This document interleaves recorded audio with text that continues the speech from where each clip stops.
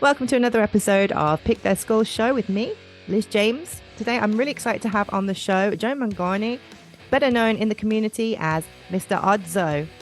Oddzo, welcome to the show. Thank you. Glad to be here. Hello, Excellent. everybody. Hi, and how are you doing today? Pretty good. Pretty good. How about yourself? I'm great, thank you. I was just listening So, to a little fake news before I got on. awesome. Little plug for Bad Scullions there. You say you're a bit angry now, then, yeah? Yeah, I'm kidding. So you also are a host on the Thursday Pick Show on Stationhead, right? You have that every Thursday. that is correct. Where all the NAS artists share their pick of the week and compile a bunch of them, try to fit it into 1 hour. And 50 to 60 people join us, and we all have a good time chatting and listening to all the great artistry that is NAS.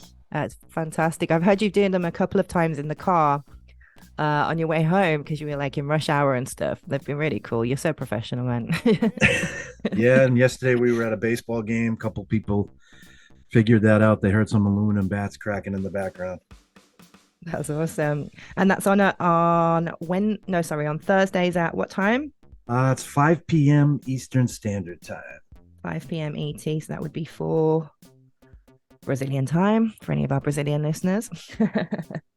Excellent. All right. So I'm going to go straight into it. I've got a load of questions for you today. So first of all, I want to talk about your history as an artist, basically. How did you get involved? What were some of your influences? Yeah, so it goes way back. I'm one of the older members of the NAS community, and I was a DJ, and I still am a DJ actually, playing music, and I played genres from Bach to the Beatles to the Beastie Boys, Wow. all over the map. And I moved when I was younger from a rural city to an urban city, and it was right towards the beginning of rap when hip hop came out, and Mm. just took by storm. Just really grabbed me and really gravitated toward it. And, I started hearing a lot of the storytelling, and I said, you know what, I kind of have my own story to tell. Definitely. And one of the things that I love when I hear your tracks is it kind of takes me back to a time, like it's got that nostalgic vibe to it. When life was simple, early 90s kind of vibe, end of the 80s kind of feel. So like a little bit DMC on some of your tracks, a little bit, crisscross. Do you remember them? Oh, yeah. So it Yeah. takes me kind of back to that kind of epoch of life. Yeah, I Wow. guess, some of the guys that I grew up listening to, like you said, Run DMC and Eric B and Rakim, Big Daddy Kane. So I Yeah. was like an early 80s, late 80s, and then early 90s. So that's kind of my wheelhouse. Some of my newer releases have been trying to stretch out of that comfort zone. As an artist, I think you got to push yourself to change a little bit, and Absolutely. hopefully Yeah. I've done that. I think we all have our little crutches, though, don't we? We like have our kind of how we sound, and it's really hard sometimes to get away from that and not lose and not like go off completely off the rails and do something completely that isn't yourself. So it's finding a balance with that for sure. I agree. But it's great. So you've got a new track coming out on the 26th of May. Can you tell us a little bit about that? I do have a new track coming out on May 26th, and it's called In the House, and it's basically about a person that is kind of down on their luck, end of the month, the rent's due, not a lot of money, had a really bad day at week, hard day, hard week, life just Hmm. putting you down, and you really need to get out and do something, but nah, I'm gonna stay in today. And then you get a phone call. Yeah. What's the name of the track out of interest? It's called In the House. In the House. Awesome. And you had a few guest appearances on there, right? We did. We had some astronauts come in and help out with the call and response toward the end of the song. We had Bill Lowry, Ed Eagle, Mixed Reaction, Virginia from Blues Trainer, just to name a few of them. Wow, you had quite a few then on there. So it's a bit of a choir effect kind of thing going on. Yeah, it's try to get that effect of, being at a live performance and, kind of getting that crowd participation. That's brilliant. I'm looking forward to hearing that. So, tell me a little bit about your songwriting process. Where do you start? So like you had mentioned, you try to get back to that 90s, 80s feel, when life was simpler for most of us. And, Mm. you submit some of that music out to, um, I can't even think of the word. Anyways, you submit it to Submit Hub and all these other places, and it, they come back with, yeah, I like it, but it sounds too old school, or Mhm. you know, too old for me. And I'm like, Yeah. well, that's exactly what I was going for. Yeah. So Um, do you go with the lyrics first, or is it or do you yeah, have a beat first in mind, or can you kind of hear it yeah, all together? yeah, it's kind of both ways. Sometimes I'll come up with a beat and then it just flows from there. Or other times, crazy ideas will pop into my head, and then write the stuff down, and then come up with a beat to fix it. Sometimes you peruse some of the beat makers out there, and you hear a beat and you're like, okay, yep, Mm-hmm. and words just start flowing right away. I Yeah. try to be more abstract and come up with references to my childhood or crazy TV shows or crazy movie lines and stuff like Yeah. that. And Yeah, so you've got some really clever, hard-hitting spits in there. I just find myself chuckling when I'm hearing some of your stuff. It's like it's really clever on the ball. That's what I really respect you and Wilco actually for your style. You bring that little bit of humor to your music. oh yeah, Wilco's the If you man. blink and you miss it though, right? So yeah, and then so I agree with what you were saying about like we have this style sometimes, and people do say that about us as well as a band, that we're too kind of classic. Oh, rock's dying, so I totally get where you're coming from, and this whole idea of like submitting and not being on trend or not being on fashion. But actually that's what I love about this kind of music, about what we're doing in the community, because it's like that's who we are. We're not doing it for anyone else to listen to, right? And I think you're pretty much the same on that. It's like this is for because we want to do it, because we enjoy it. Yeah, we We know like what we hear. there's there's too many followers and not enough leaders. So Definitely, definitely. But yeah, so do you do any freestyling?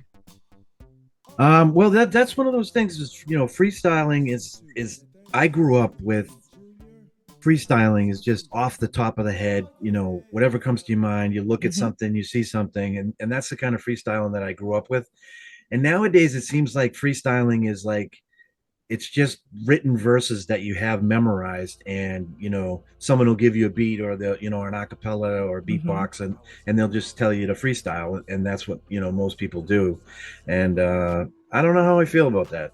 Yeah. It- I was lucky when I was younger, like 18, 17, 18. I used to go to a lot of MC open mics and battle syncs, battle raps. And it was all improv, off the cuff, straight away. There wasn't anything rehearsed behind it. It was so natural and so much fun. So I get where you're coming from there. I kind of miss that vibe too. You wouldn't think it from a rocker, right? But no, no. all right. So, and the last thing I want to talk about is who you think's going to be number one this week. Number one this week will be Two Odd Dogs. You reckon? Reckon Ed and JHM are coming back up the charts again? I think so. They're doing really well, aren't they, with the tracks that they've been releasing lately? I'm mixing Killer Portuguese with tune. the English today. I apologize. Although, can I tweak that a bit? Absolutely. I think My Mortal Coil. I'm going to change it to My Mortal Coil. There was a lot of It's requests and shares for that on the Thursday pick show. it blew my mind, and we heard it on last week's show. I think it's an outstanding track. I really hope to see it up there in the top 20 this week for sure, at least in the top 5 minimum. So it's been a real pleasure having you on the show, Oddzo. I'm so And honored and grateful. Because I hear it's a bit of a hard thing to get you on the show. Yeah, it's one of those things. I've been trying to connect with Wilco on the podcast, and you got me first. Sorry, Wilco. Excellent. Ladies first. That's what I like. All right, then. Let's take a listen to Mr. Oddzo's In the House now.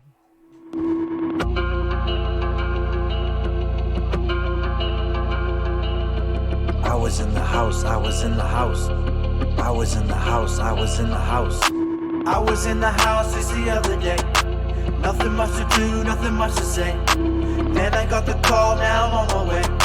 Headed for the club, now it's time to play. I was in the house, I was in the house just the other day. I was in the house, nothing much to do, nothing much to say. I was in the house, I got the call, now I'm on my way. I was in the house, headed for the club, now it's time to play. Yo, it's Friday night and I'm feeling like Johnny Kemp, yeah. End of the month, rent, do you know that money's spent? So, my plan to stay and no playing was my intent. Well, that's how it started, but that's not quite how it went. Hey, made myself a plate, I made myself a drink.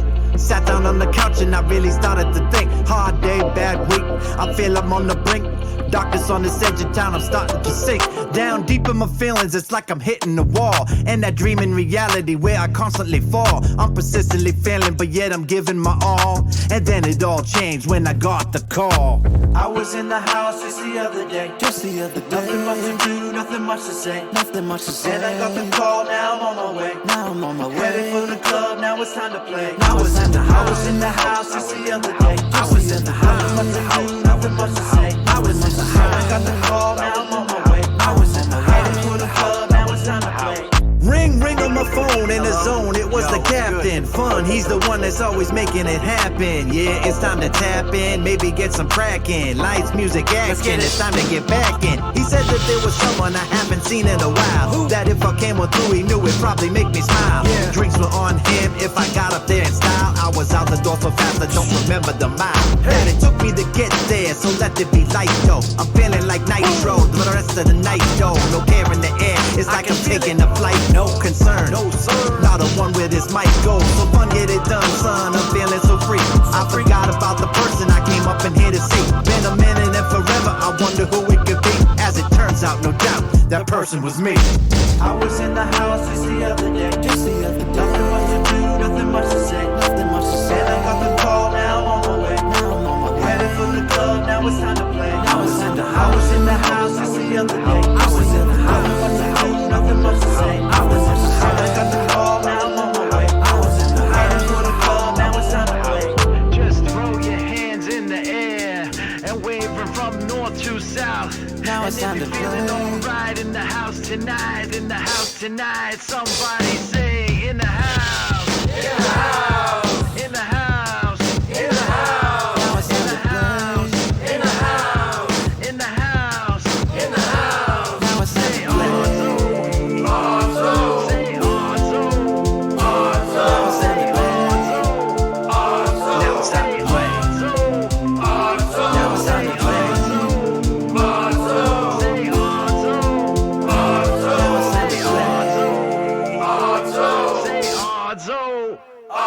Now it's time to play. Welcome back to Pick Their Scullz with me, Liz James. Today I'm super excited to have on the show Brad Bauman from Mercury Teardrop. Welcome back. Hey Liz, how you doing? I'm good. How are you, man? I'm doing so good. I'm so happy to be talking to you because, you know, I'm a super fan, like, oh, that's of so everything. Well, back at you. Back you. at you. I rock to Stonewall pretty much every morning on my run. So. Oh, awesome. Awesome. All right. So I'm here. I asked you to come on the show today because I hear you've got a collab coming out soon, right? On Wednesday. We do. Yeah, I think this one was a while in the works. Ed and I were sort of throwing ideas back and forth together. I threw him a few songs and we kind of landed on this one, and it's called My Mortal Coil. And it's one that I've had in the hopper for a long time with really no direction around what I would do with vocals. I mean, I think everyone knows by now I'm not a singer. That's why I have so many guest vocalists to bring sort of my solo work to life. And my gosh, Ed blew this one out of the water. So really thrilled about it. Brilliant. And what was it like working with Ed? Well, that's a whole different story. I mean, the final product was outstanding, but oh my gosh, how high maintenance this guy is. Like you see him in the chats and he's pretty ever present, but oh my. I'm so shocked. What a dick he must be. Exactly. No, Ed, is that you? My ears were burning. I felt like someone was talking shit on me from. Oh, hey. Oh my god. No, we totally weren't, Ed. Oh my god. Sorry. We were like just completely saying how amazing you are and you're fantastic to work with. It's so upsetting because I mean I've told both of you guys how much I love your work, and I truly think, you know, Brad is his musical skills are amongst the best in all of NAS. I mean, no two slouches I'm working with here right now. I'm talking so you know, it was an honor. It was a legit honor to work with Brad on this song. I mean, Mercury. I have said it a million times. Like basically, your songs are my two favorite rock songs. I've told you both this. The two favorite on NAS. So it's pretty cool to be here. Thanks for talking shit. Jed. And you know, I mean, in all honesty, I can't believe how easy this was. I mean, I threw Ed some ideas.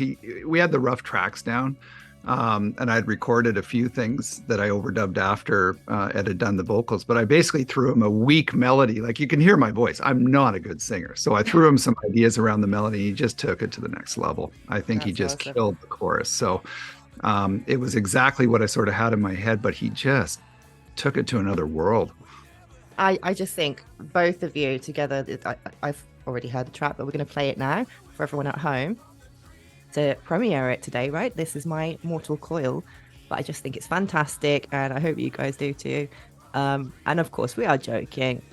Classics, these two guys, Brad Bauman and Ed Eagle, coming together on this. This is awesome. Let's hear it. Can I say one thing about it? Sure. About excuse me. So whenever I work with someone on a song, usually they'll send me, like with Jeff or whoever, they'll send me the vocal melody ahead of time, so I know exactly what they want. And then it was really interesting. Whenever Brad sent me his interpretation of this, I was like, whoa, I've never done anything like this. This is like way out of character for anything I've done. Mm-hmm. And I'm like, you know what? That's awesome. I'm gonna try it. I'm gonna try something completely different that's way out of my comfort zone. Not the chorus part was, you know, kind of, you know, my normal screaming thing, but the verses was definitely so different than anything I'd done. And I whenever I first heard your version, I was like nervous. I'm like, I don't know if I can pull this off. I don't know if I'll sound right doing it. So, but I think the way that you mixed it and produced it, it sounded well. So thank you for making it sound not shitty. Yeah, no, I mean, Ed, you like I said, it just blew me away how you interpreted that. And, you know, I think it was our joint love of like filter and Deftones that kind of allowed us to channel that together.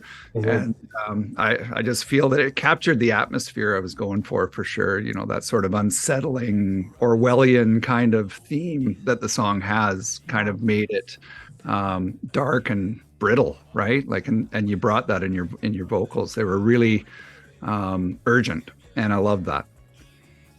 Okay, so we're going to listen to it now. Here is My Mortal Coil by Mercury Teardrop featuring Ed Eagle.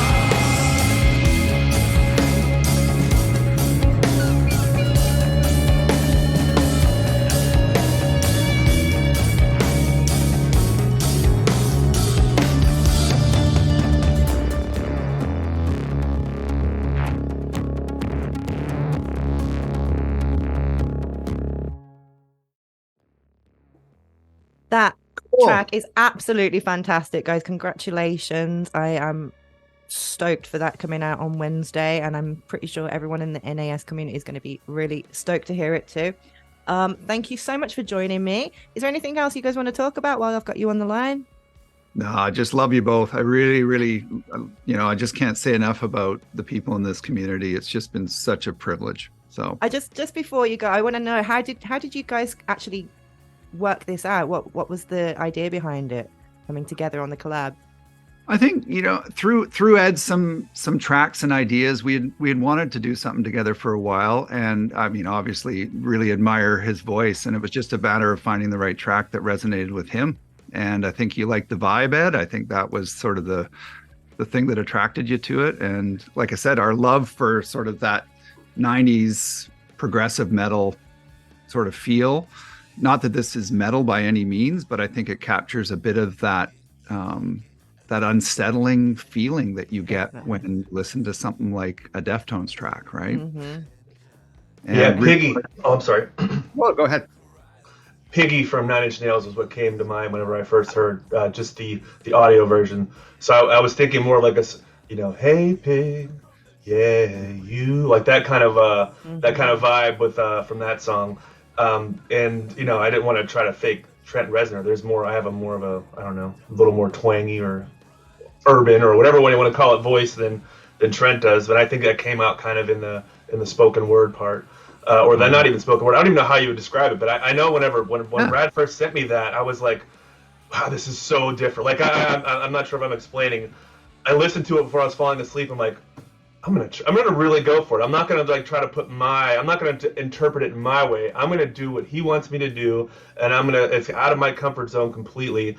And let's see how it turns out. And I was really glad I did that. So thanks for the opportunity. That's why I love collabs, because you can have a chance to do things you might not have normally. No way I would have ever written a song like this. I had like a Nine Inch Nails kind of song in my head, but it'd been more like March of the Pigs kind of thing that I was going to work on myself. But this was the more like the chill vocal, and then it's just, but like you said, that there's an intense kind of unsettling feeling that I really love about that kind of genre of whatever industrial metal kind of sound.